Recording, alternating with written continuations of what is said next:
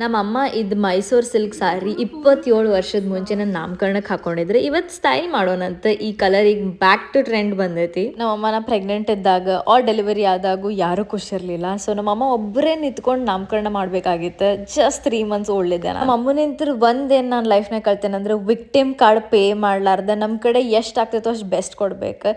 So ಅಪ್ಪ ಇದ್ದಿದ್ರೆ ನಮ್ಮ ಲೈಫ್ನಾಗ ಹಿಂಗೆ ಆಗ್ತಿತ್ತು, ನೀ ಇದು ಅಚೀವ್ ಮಾಡ್ಬೋದಾಗಿತ್ತು ಅಂತ ಅನ್ಲಾರ್ದನ ಓದಿಸಿ ಬೆಳೆಸಿ ಬೆಸ್ಟ್ ಲೈಫ್ ಕೊಟ್ಟ. ನಮ್ಮ ಅಪ್ಪ ಇದ್ದಿದ್ರೆ ನನಗೆ ಹಿಂಗೆ ನೋಡ್ಕೋತಿದ್ರೋ ಇಲ್ಲೋ ನನಗೆ ಗೊತ್ತಿಲ್ಲ, ಅಂಥ ಲೈಫ್ ನಮ್ಮ ಮಮ್ಮಿ ಕೊಟ್ಟಾರ.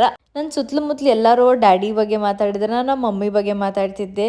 ಯಾಕಂದ್ರೆ ನಮ್ಮಮ್ಮ ಒಂದು ಸತಿನೂ ನಿಮ್ಮ ಅಪ್ಪ ಇದ್ದಿದ್ರ ಅಂತ ಒಂದು ಸತಿನೂ ಸಣ್ಣವರಿದ್ದಾಗಿಂತ ಮೆನ್ಷನ್ ಮಾಡಿಲ್ಲ. That's a great achievement for women.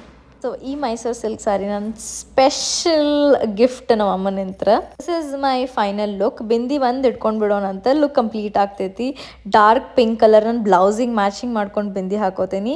Jewellery ನಂಗೆ ಯಾವತ್ತೂ ಸಿಂಪಲ್ ಇಡಕ್ಕೆ ಲೈಕ್ ಆಗ್ತೈತಿ. ನೆಕ್ ಪೀಸ್ನ ಯೂಶ್ವಲಿ ಹಾಕೊಳಂಗಿಲ್ಲ ಬಿಕಾಸ್ ನನ್ನ ನೆಕ್ ಒಂಚೂರು ಚಿಕ್ಕದಿದೆ. So I just go for mangalsutra. ಇದು ನಂದು ಫೈನಲ್ ಲುಕ್. ಓ ಮೈಸೂರು ಸಿಲ್ಕ್ ಸಾರಿ, ರಿಯಲ್ ಮೈಸೂರು ಸಿಲ್ಕ್ ಸಾರಿ ಮೈಮೇಲೆ ಏನು ಮಸ್ತ್ ಕುಂದಿರ್ತೈತೆ ಗೊತ್ತಾ. ಈ ಸತಿ ಇಂಡಿಯಾಗೆ ಹೋದಾಗ ನಾ ಬ್ಲೌಸ್ ಹೊಲ್ಸ್ಕೊಂಡು ಬರ್ತೇನೆ. ನಿಮಗೆ ಲುಕ್ ಹೆಂಗೆ ಅನ್ನಿಸ್ತು ಕಾಮೆಂಟ್ ಮಾಡಿ ತಿಳಿಸ್ರಿ.